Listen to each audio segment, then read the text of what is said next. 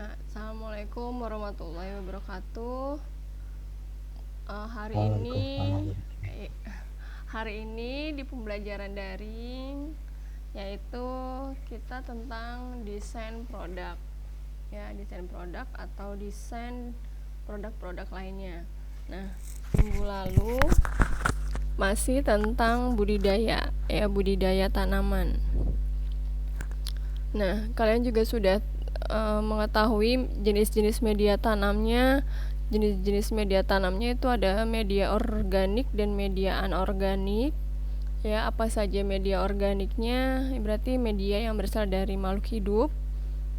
Kemudian kalau non organik berarti dia yang berasal dari bukan makhluk hidup, dalam hal arti dia berupa batuan ataupun benda-benda yang hasil dari apa ya? Ya, kayak dari komponen abiotik dari makhluk hidup itu sendiri, ya, dari batuan-batuan, dari letusan berapi. Kan batu apung itu hasilnya dari batuan endapan, batuan sedimen, ya. Nah, sekarang kita ke desainnya. Desain produk. Pengertian desain adalah rangkaian usaha untuk mempelajari dan merencanakan benda pakai yang fungsional, ergonomis. Fungsional itu berarti apa? Artinya si produk ini yang memiliki fungsi. Tapi kalau ergonomis itu dia yang memiliki nilai jual. Sedangkan estetis itu yang berarti memiliki nilai keindahan, sehingga menjadi lebih bernilai dan bermanfaat bagi penggunanya. Penggunanya siapa? Yaitu konsumen. Ada lagi proses kreasi sebuah produk yang menggabungkan unsur fungsi dan estetika, sehingga bermanfaat dan memiliki nilai tambah bagi masyarakat. Nah, ini gambar apa? Ini adalah sebuah gambar desain di mana ini untuk proses hidroponik itu sendiri, ya. Ini desainnya atau medianya, media tempat untuk menanamnya. Nama-namanya di sini ada kayak nutrient F, film teknik, kemudian deep water culture, wick system, ebb and flow, drip system, dan aeroponik. Nah, ini semua adalah berupa desain-desain yang nantinya bisa dipakai untuk budidaya tanaman hidroponik. Kemudian di sini ada konsep desain produk secara singkat. Yang pertama, penelitian dan pengembangan, research and development. Penelitian adalah dasar untuk pencarian pengetahuan baru. Meskipun tidak berpengaruh secara langsung, tetapi berdasarkan penelitian, produk baru dapat dikembangkan di masa depan. Penelitian dapat diterapkan untuk mengembangkan produk secara komersil, berarti yang dia memiliki nilai jual. Kedua, rekayasa terbalik adalah proses pembongkaran suatu produk, memahami desainnya, dan mengembangkan suatu produk yang lebih baik daripada yang sudah ada. Nah, ini rekayasa terbalik, berarti sama halnya ini dengan juga rekayasa. Ya, kenapa rekayasa? Di sini ada jenis kayak bagaimana ini bisa air turun ke sini, terus agar air bisa naik ke sini itu menggunakan apa? Menggunakan energi apa? Nah, itu yang dinamakan juga rekayasa. Kemudian, penggunaan sistem perangkat lunak untuk mengembangkan model terkomputerisasi dari produk baru dan menganalisis parameter desainnya. Kemudian, perlu pendekatan secara sistematik untuk mengintegrasikan semua proses desain produk dan proses-proses pendukungnya. Nah, di sini desainer, jadi istilahnya desainer ini kayak kalian untuk contohnya merancang baju. Ya, merancang baju, desainer perancang baju. Tapi di sini desainer untuk sebuah program produk-produk lainnya. Nah, desainer harus memperhatikan dan mempertimbangkan semua aspek siklus hidup produk, termasuk di dalamnya aspek kualitas, biaya, jadwal, dan kebutuhan konsumen.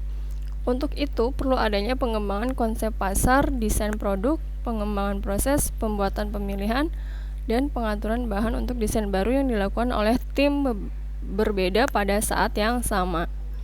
Nah, Bu, ini bisa nggak untuk didagangkan, diperjualkan?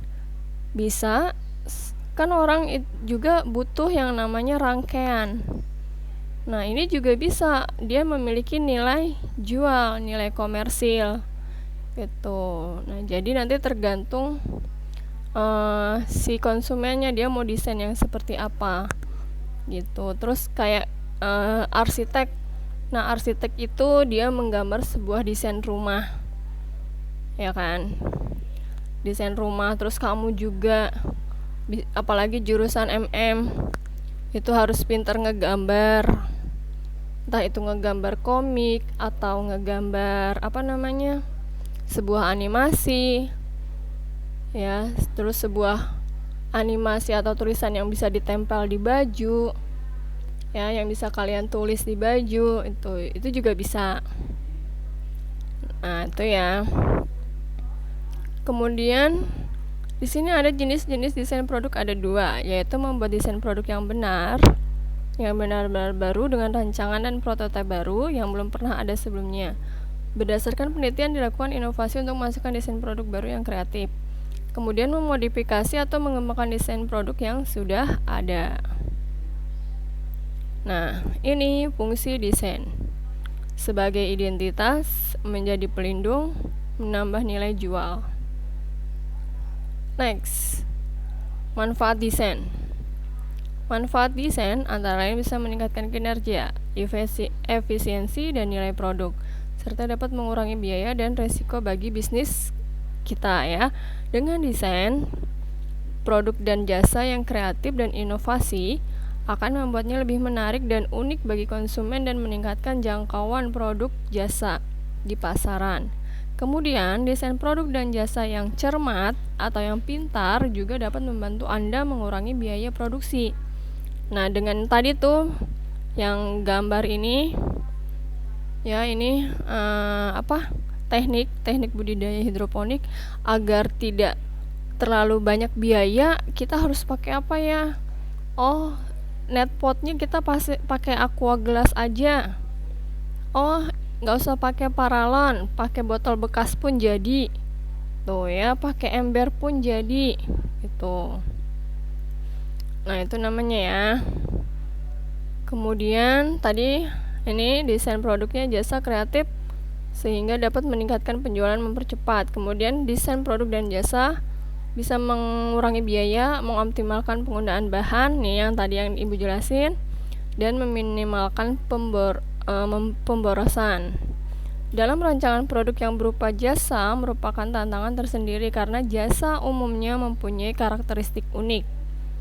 Nah, coba jasanya itu apa aja jasanya? Contoh, arsitek itu jasa, ya. Kemudian baju, desainer baju, kalau nggak dekorasi rumah, itu juga jasa.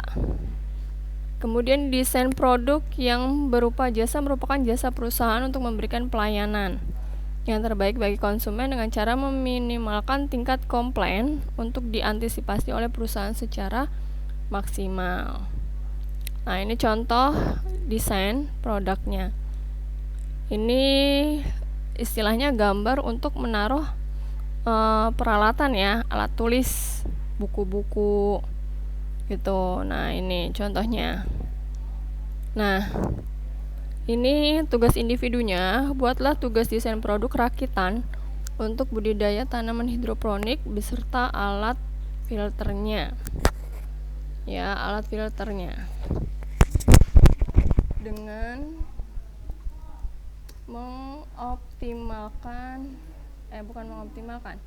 dengan meminimalisasi biaya.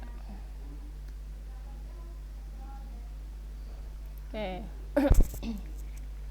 Ini ya penjelasan untuk di 11 mm. Ya, di YouTube banyak jenis-jenisnya untuk desain produk rakitan budidaya tanaman hidroponik.